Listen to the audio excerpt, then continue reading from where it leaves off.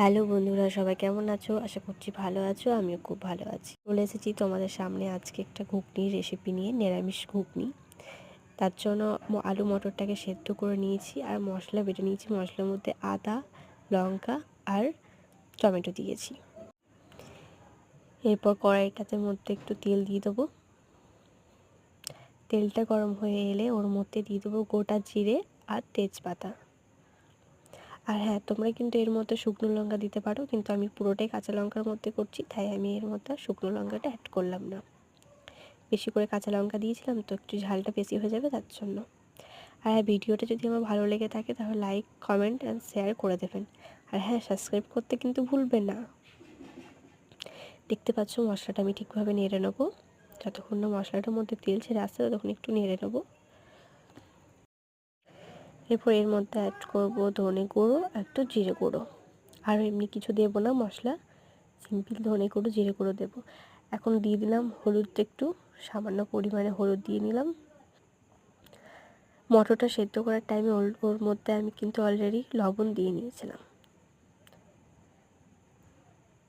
লবণটা যদি কম লাগে লাস্টে একটু দিয়ে নেবো লবণটা। আর কী কী রান্নার রেসিপি নিতে চাও তোমরা কিন্তু কমেন্ট আমাকে জানাবে। আমি কিন্তু নতুন নতুন রেসিপি তোমাদের সাথে শেয়ার করব। দেখতেই পাচ্ছ পরিমাণ মতো ধনে গুঁড়ো, জিরে গুঁড়ো দিয়ে নিয়েছি। এবার এটা আমি নেড়ে নেবো যতক্ষণ না এর মধ্যে ভালোভাবে তেলটা ছেড়ে আসছে, কাঁচা গন্ধটা না চলে যাচ্ছে টমেটোর। এটা রঙটা চেঞ্জ হয়ে এলে, তেল ছেড়ে এলে আমি এর মধ্যে কিন্তু আলু মটরটা যেটা সেদ্ধ করে রেখেছি সেটা কিন্তু আমি এর মধ্যে দিয়ে নেবো, ভালোভাবে নেড়ে নেবো। আর হ্যাঁ, লাস্টে কিন্তু ভাজা মশলা আর কাসুরি মেথি দিতে কিন্তু ভুলবে না। আর পরিমাণ মতো চিনিটা দিয়ে নেবে স্বাদ অনুযায়ী। অনেকে চিনি খায় না, তো স্কিপ করতে পারো, কোনো অসুবিধা নেই। আমাদের একটু মিষ্টি মিষ্টি খাই, তাই একটু চিনি দিয়ে নিলাম।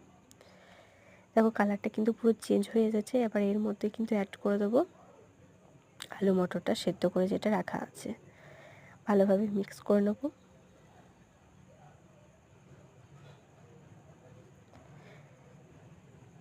নিরামিষ দিনে কিন্তু রুটির সাথে ঘুগনিটা বেশ ভালো লাগবে, রুটি পরোটার সাথে খুব সুন্দর লাগবে।